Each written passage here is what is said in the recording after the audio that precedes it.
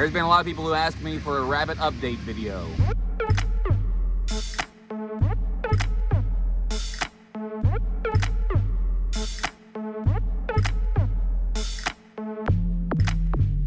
I guess it's been just over a week and I posted a video asking for help with my rabbits. They were dying. Before that, it had been a few days since one died. I haven't kept good records about when they died. I was just so frustrated that it kept happening. One died and then another died a few days later and then another died.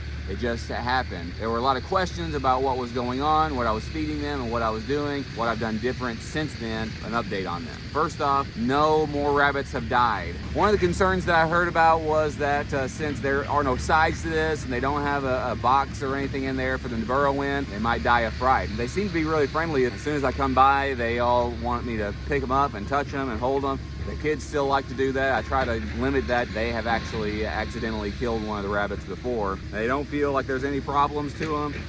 This one's stomach might be a little bloated right now, but they just got put on new pasture and they're eating. Again, none of them have died, and whenever they do die, people have asked if they have bloated stomachs, and the ones that have died, I haven't noticed anything bloated about them. People have asked me if I would do an autopsy, a necropsy or something like that. I haven't had another one die, so I haven't had a chance to look or anything to cut them open and see if there's any problems inside, but they seem to be fine. Also, this isn't just yard grass here. The pigs were over here about 6 months ago, and then there was some compost that I got for free that I unloaded extra right here, and I just tilled all of that in, and this is just what popped up. I didn't sow any seed, so there's a lot of weeds over here. The only reason that it looks kind of like grass is because I have mowed it a few times, and the rabbits have mowed it as well. People were concerned about this tin over, that it was baking them. Most of the time, I'll take this piece of paneling and put on top of it so it's not really baking the rabbits,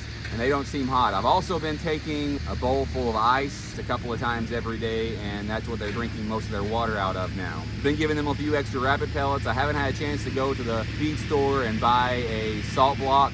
I was thinking about breaking off a piece of the salt block that the cows, it's a mineral salt block, regular old brown mineral salt block, and Papa said, you ought to tear a piece of that off and put it in there. So I thought about doing that, but I haven't done that yet. You let me know in the comments below if that's something that I could do and wouldn't hurt them at all. Some people said plantain, so I gave them a little bit of plantain. I gave them some comfrey as well. One of the reasons I'm putting them on this grass is because I'm aiming for self-sufficiency.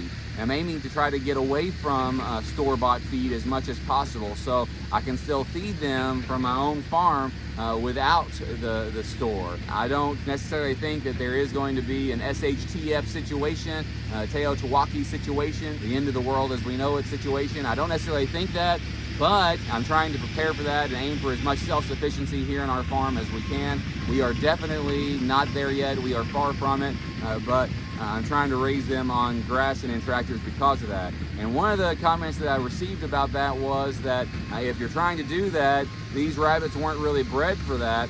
These rabbits were bred to be in the hutches that were elevated off the ground. So there's different diseases, parasites, bacteria that are in the ground that they're going to have to learn to adapt to. Somebody else was doing this, so they were trying to raise them on the ground. And for the first couple of years of doing it, they lost a lot of kits. Survival of the fittest. You're trying to get the very best, and the ones that survived, those are the ones that became their breeders. I may end up doing that. I haven't decided for sure what I want to do. They are meat rabbits. That's what we're going to use them for, but I'm trying to get the very best, and unfortunately that means that sometimes you lose the other ones. The very best of these may be going to keep. The other ones will end up either eating or selling.